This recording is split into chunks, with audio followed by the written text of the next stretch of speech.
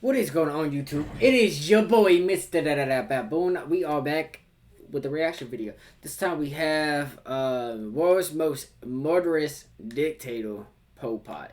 So, this dude is ruthless. I know a little bit about him. I was talking with my brother about him, and this was like months ago. I think we talked.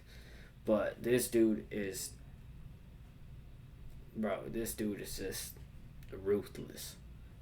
You're about to find out why in this reaction video right here. Make sure you guys like, comment, subscribe, all that good stuff. Turn on post notifications. Share the video if you guys think someone else would enjoy it. Check the link, check the description. I will have the link for the video and the channel as well. So make sure you check them out, all that, like the video, all that good stuff. I think that's about it. Like, comment, subscribe, turn on post notifications. That way you guys never miss any of my videos. Reaction, gaming. Don't miss any of my videos. So, let's go and get into this. I think that's all I have to say. So, let's get into this. This dude is ruthless. At the Chong Ek Memorial in Phnom Penh, Cambodia, you'll find a stupa, a squat, tower-like structure used as a place of prayer and meditation by Buddhists. At a distance, this little building might seem like a good photo op, but if you get closer, you'll see a truly harrowing sight. Around 5,000 human skulls are stored inside. While this is horrific in its own right, 5,000 dead are the tip of the iceberg for what lays below in a mass grave known as the Killing Fields. And for this, we have one man to thank, Pol Pot, leader of the Khmer Rouge, and orchestrator of the horrific Cambodian genocide. While he's rarely mentioned alongside other vicious dictators of the 20th century, like Adolf Hitler, Joseph Stalin, Benito Mussolini, and Chairman Mao, proportionally Pol Pot is as bad as any of them. Often credited with murdering practically a quarter of his own country during his 4-year reign from 1975 to 1979, Pol Pot has left a legacy of torture, brutality, fear, and mass killings that left scars on the Cambodian psyche even today, over 40 years after the worst of his terrible violence. The man's cruelty and ruthlessness in carrying out his communist agrarian vision was the stuff of legend. And for many in Cambodia, even the mere mention of his name is enough to send a chill down their spine. So for one of arguably the world's most murderous dictators, responsible for the senseless slaughter of over 1 million of his own citizens, it's worth asking the following questions. Who was this man? And how and why did he come to power? And what horrors did he unleash on the citizens he should have been protecting? Well, first of all, Pol Pot wasn't actually his real name. Pol Pot was born in 1925 as Salat Sar in the small Cambodian village of Prexbov in the Kampong Tom province. He was the 8th of 9 children. The Cambodia that Sar was born into was once still under French colonial rule, which was naturally a point of contention between the Cambodian people and the powers that be over in France. Though Sar himself was unlikely to have felt the ripples of this personally, having been born into a relatively well-off landowning farming family. His family owned 50 acres of rice paddy, which was over 10 times the national average at the time. So it was fair to say that he lived a pretty charmed life early on. So just how did this upper crust 1%er end up murdering a quarter of his own country? Salat Sar would make for a terrible student, and his parents worried about his future. While not interested in education in the least, a young Sar was immediately attracted to the revolutionary attitudes of Cambodian communists, especially those who sought independence from France. Salat Sar began using the revolutionary pseudonym Pol Pot, short for the French phrase politique potentielle, or potential politics. In politics, he found what he believed to be his true calling. So much so, in fact, that he decided to invest all his time in revolutionary activities rather than his schooling. As a result, he failed his next wave of examinations and had his scholarship revoked by the government. He returned to Phnom Penh in 1953 with a head full of dangerous ambitions, though it'd be another few decades before he could put the most nightmarish of them into practice. The same year Pot returned to his home country, Cambodia finally gained independence from French colonial rule after the people revolted against their European oppressors. This left a kind of power vacuum in the country that numerous political entities, Pol Pot and his communist allies included, would later attempt to fill. In the meantime, much like his fellow 20th century Asian dictator Chairman Mao, Pol Pot decided to pursue teaching while he kept his revolutionary plans on the back burner. He taught at Shit. Phnom Penh private schools between 1956 and 1963, specializing in history, geography, and French literature, and Damn. marrying his first wife, Kiyu Panari, in the interim. If Pol Pot had decided to settle down and invest himself fully in his teaching career, Cambodia would have been spared a lot of bloodshed and horror, but it's sadly not how this all played out. Yeah. Pot spent his It time helping to definitely build would up have been. Cambodia's Communist Party on Bro, like, just think about that, guys. If he would just stuck with teaching, there would not have been that many deaths from this dude. It's crazy thinking about it. Like, if he would just stuck as a teacher, there would be this many deaths by this dude. the side, serving as its secretary in 1960 and converting it to his particular brand of Marxist-Leninism. However, Cambodia's new monarchical rulers didn't take kindly to this kind of subversive activity and began a crackdown on communist groups that forced Pol Pot and his allies to flee Phnom Penh and take refuge in the jungle. Wait. Their Pot didn't take kindly to Hang this on, kind I of saw subversive something. I saw activity something move in the and back of began a the jungle. crackdown Let me know if you guys see it too. on communist groups that forced Pol Pot and his allies to flee Phnom Penh and take refuge in the jungle. There, Pot encamped with a group of Viet Cong before beginning his quest to reform his scattered own group into the Khmer Rouge Guerrilla Army, a revolutionary insurgency movement who intended to pry control of the country out of royal hands. As Pot grew his forces and began launching his revolution in 1968, it was clear that what he lacked in academic drive, he made up for in having an almost preternatural level of charisma and persuasion. One Khmer Rouge defector would later say, Pol Pot makes very powerful impressions on those who hear him for the first time. After that, they want to come back. Those who attend his seminars feel enlightened by his teaching, his explanations, and his vision.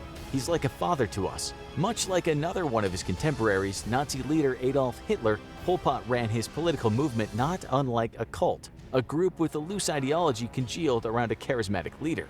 Ultimately, what ushered Pol Pot into power were the conditions of absolute chaos occurring in the late 60s and early 70s. In 1970, a brutal civil war broke out between the forces of General Lon Nol and the Khmer Rouge. General Nol undertook a military coup while the country's ruler, Prince Norodom Sihanouk, was away on business, and the prince sided with the Khmer Rouge. And like almost all terrible events that occurred in the 70s, then U.S. President Richard Nixon was involved. While a coalition of 70,000 U.S. and South Vietnamese troops marched into Cambodia to root out the North Vietnamese and Viet Cong presence, Nixon was busy dropping 500,000 tons of bombs on the country over the next 4 years. It was a complete humanitarian nightmare for all parties involved. In the meantime, the violence committed by General Nol, the South Vietnamese, and the United States was radicalizing more locals into the Khmer Rouge cause, swelling their armies massively.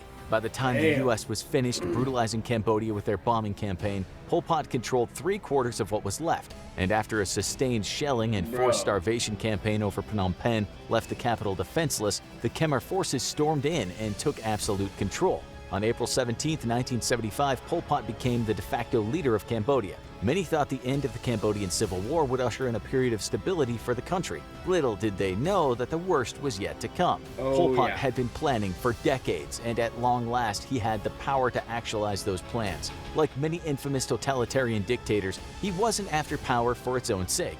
He had a vision for his perfect country, and anyone who didn't fit into that vision was destined to meet a grisly end. Pol Pot wanted to take Cambodia back to its roots as a proud nation of grassroots farmers and laborers. Under the rule of Pol Pot, the decadent ranks of the educated, professional, and urban were public enemy number one. It was these academics who would meet the worst fates. One of Pol Pot's first insane actions was evacuating Cambodia's urban areas, including Phnom Penh, displacing and ruining the lives of millions. Professionals like doctors, lawyers, and civil servants were forced into re-education camps, stripped of their possessions, and made to work themselves to the bone in Cambodia's fields and rice paddies. If you dared to complain about the backbreaking work, then you'd likely find yourself in one of the Khmer Rouge's infamous detention centers, being tortured until you either complied or died. One particular detention center, the S-21, a former high school turned into a dystopian torture chamber, had only 23 survivors out of its 18,000 known prisoners. The brutality in these institutions under Pol Pot was so great that they had official torture manuals, dictating methods of interrogation, with choice excerpts like, "Our experience in the past has been that our interrogators for the most part tended to fall on the torture side. However, we must nevertheless strive to do politics to get them always and absolutely to confess to us. Only once have we pressured them politically. Only when we have put them in a corner politically and have gotten them to confess will torture become productive." Pol Pot's minions often found that torture was extremely productive. Pot instituted a level of totalitarian control that made the dystopian world of George Orwell's 1984 look like a daycare in comparison. Among the things outlawed by Pol's Khmer Rouge regime were private property, jewelry, money, religion, gambling, and most reading material. If you defied these laws, you'd once again either be tortured, shot, or both. And even if you weren't personally executed by the Khmer forces, that didn't mean you were out of the woods. The horrific mismanagement of resources under Pol Pot led to widespread famine, leading countless Cambodian citizens to die from malnutrition. Their bodies were dumped into mass graves in the same so-called killing fields, with the body count ratcheting up to astronomical numbers. Pol Pot's supervillain-level dictatorship antics didn't end with all the horrific mass murder, torture, and starvation. He committed many acts that were as petty as they were strange and sadistic. The country was renamed Democratic Kampuchea, despite democracy playing no real role in the government. There were strict rules imposed on sexual relations, the clothing you could wear, and even the words you could use, in what feels like almost a direct tribute to Orwell's dystopian masterwork.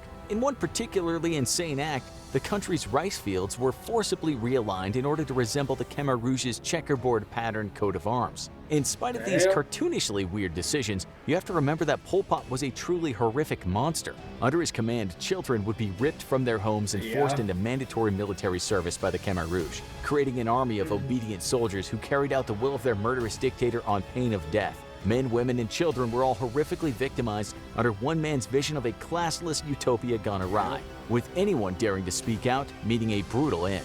In 1979, a large detachment of Vietnamese troops stormed Cambodia and captured Phnom Penh, forcing the power-mad dictator back into the jungle with his Khmer Rouge guerrilla army. There, with political support from the US and China, Pol Pot continued military operations for the next 10 years. The movement would finally totally collapse in the late 90s, following a ceasefire in 1991, and in 1997 a Khmer Rouge splinter cell would capture Pol Pot and place him under house arrest until he died of natural causes at age 72. Ready for more on some of the most terrifying... He lived until 72? Bro. Like, nah, this dude was ruthless, bro. Like, this dude was ruthless. Fucking crazy, bro. I'll see you guys in the next one. You guys stay safe. Be careful out there. The world's a crazy place. Like, you never know what is going to happen. So be safe out there. Look out for each other. Positivity is key. Motivation is key. Happiness is key. I'll see you guys in the next video. Stay safe. Watch out for each other. Let me know what you guys thought about this down below. What's your thoughts and everything in the comments. Let me know. I'll see you guys in the next one. Stay safe.